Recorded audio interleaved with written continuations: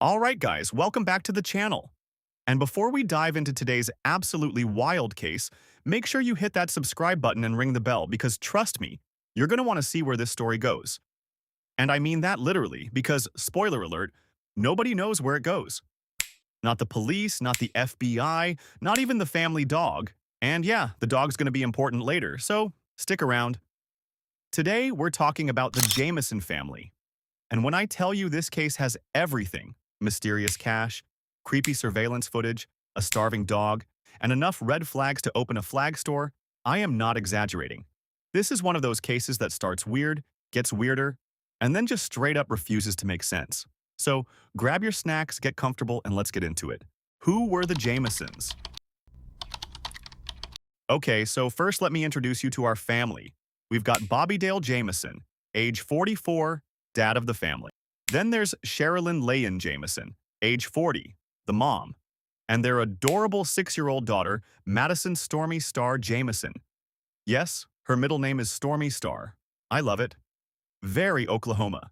Very, we're naming our kid after the weather and celestial bodies. No judgment, actually full judgment, but in a good way. The Jamisons lived in Eufaula, Oklahoma, which, if you don't know, is a small town where everybody knows everybody. And the biggest excitement is usually what's on sale at the Walmart. They were a pretty normal working-class family. Not rich, not poor, just regular folks trying to get by. But here's the thing. They were struggling financially. Money was tight, stress was high, and they were about to make a decision that would lead to one of the most baffling mysteries in modern true crime history. Yeah, we're doing this. The day they vanished. October 8th, 2009. A Thursday. The Jamisons told their friends they were heading out to look at a 40-acre plot of land near a place called Red Oak, which is deep in the Sans Bois Mountains of southeastern Oklahoma. Now, when I say deep, I mean deep. We're talking remote wilderness, dense forests, the kind of place where your GPS just gives up and says, "You're on your own, buddy." The Jamisons wanted to buy this land so they could, wait for it, live off the grid in a storage container. Yes, a storage container. Like the kind you see on cargo ships. Apparently Bobby already owned one, and the plan was to just plop it down on this land and live there. Which, hey, no shame in the off-grid life. Tiny homes are trendy now. But back in 2009, people were like, "You want to live in a what?" But here's where things get weird.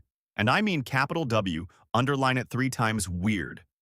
Before the family left their house that day, security cameras captured them loading up their white pickup truck. Sounds normal, right? Wrong.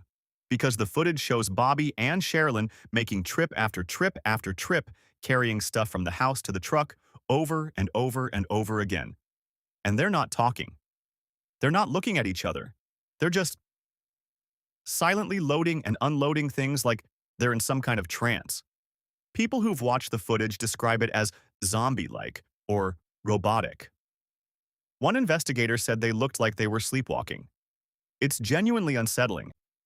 So they load up the truck in this bizarre, silent ritual, and off they go into the mountains with their 6-year-old daughter. And that's the last time anyone sees them alive. The abandoned truck. Fast forward 8 days. October 16th, 2009. A group of hunters is out in Latimer County, near the property the Jamisons were looking at, and they stumble across a white pickup truck just sitting there on a dirt road. Locked, windows up, nobody around. They peek inside, and this is what they find. Bobby's wallet. Sherilynn's purse. Both their IDs, cell phones. Just sitting there. A GPS device. Maps. Jackets. Personal belongings. And their dog Maisie still in the truck. Alive, but severely malnourished and dehydrated. Oh, and one more tiny detail. $32,000. In cash hidden under the driver's seat. $32,000. Just casually stuffed under the seat like it's loose change. Now, remember, this family was not wealthy. They were struggling financially. They were not the kind of people who just carried around the price of a new car in cash. So, where did it come from? Why did they have it? And why would they leave it behind? None of it makes sense. If someone robbed them, they would have taken the money, right? But nope. 32 grand. Just chilling in the truck while the family vanishes into thin air. Oh, and poor Maisie the dog? She'd been stuck in that truck for days, slowly starving, which means the family never came back, not even to check on their dog, not even to grab their phones or wallets or, I don't know, their life savings in cash. Something went very, very wrong. The search. Obviously, once the truck was found, law enforcement launched a massive search operation. We're talking helicopters, cadaver dogs, horses, ATVs, hundreds of volunteers combing the woods. The terrain was brutal. Thick forest, steep hills, limited trails. But despite all of this effort, despite the dogs and the drones and the sheer number of people looking, they found nothing. Not a shoe, not a piece of clothing, not a single trace of Bobby, Sherilynn, or little Madyson. It was like they'd been beamed up by aliens or something. Poof. Gone. And that's how it stayed. For 4 years. 4 years later, November 2013, another group of hunters, because apparently hunters find everything in Oklahoma, are out in the woods about 3 miles from where the truck was found. And they discover something. Bones. Human bones. Scattered across the forest floor. It takes until July 2014 for medical examiners to confirm it, but yeah, those bones belong to Bobby, Sherilynn, and Madyson Jamison. All 3 of them. Dead. In the woods. But here's the part that makes this case go from tragic to absolutely bizarre. There was no clear cause of death, no bullet holes, no stab wounds, no blunt force trauma that could be definitively linked to a crime, no signs of a struggle. The remains were just there, scattered, decomposed, with no answers. Investigators couldn't determine if they were murdered, if they died of exposure, if it was an accident, or if something else entirely happened. The bones had been out there too long. Nature had done its thing, and whatever secrets the Jamison family took with them into those woods stayed there. What makes this case so creepy? Okay, let's break down the absolute weirdness of this case because there are so many things that just don't add up. 1. The cash. Again, $32,000. Where did it come from? Why did they have it? And why didn't they take it with them when they left the truck? Was it for buying the land? Was it hidden for a reason? Did someone know they had it? 2. No signs of struggle. The truck was locked. Nothing was broken. No blood, no mess, no signs of a fight. If they were attacked or kidnapped, you'd expect something. But it's like they just calmly walked away and never came back. 3. The dog Maisie survived in that truck for days, slowly starving. That means the family didn't just run back real quick. They left and never returned. What could make a family abandon their dog like that? 4. The surveillance footage. That creepy, silent, trance-like behavior? What was that about? Were they on drugs? Were they scared? Were they planning something? It's one of the most unnerving pieces of evidence, and nobody can explain it. The theories. All right, so obviously the internet has opinions.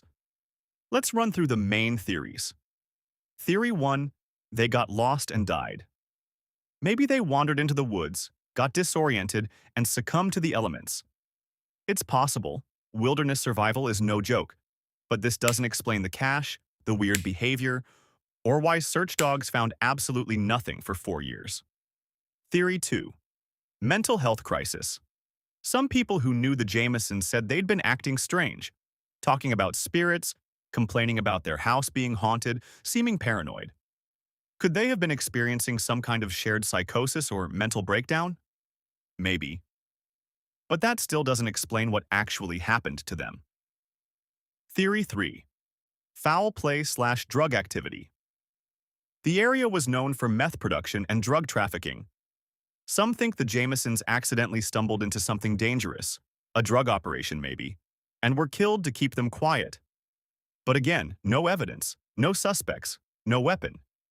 Theory 4. Murder-suicide, dark, but possible. Maybe one parent snapped, killed the family, then themselves. But there was no weapon found, no clear method, and honestly, this theory has a lot of holes. Theory 5. Cult/occult activity. Sherilynn reportedly believed in spiritual warfare and was into some new agey stuff. Rumors swirled about cults in the area. But this has never been substantiated, and frankly, it feels like people grasping at straws. Why this case still haunts us? Because nothing fits. Every theory has problems. Every answer creates more questions. And at the end of the day, a 6-year-old girl is dead, and we don't know why. The Jamison family is buried now. But the mystery, that's still out there, somewhere in those woods. Alright guys, that's the case. Let me know your theories in the comments below, and please hit that subscribe button. Thanks for watching, and I'll see you in the next one.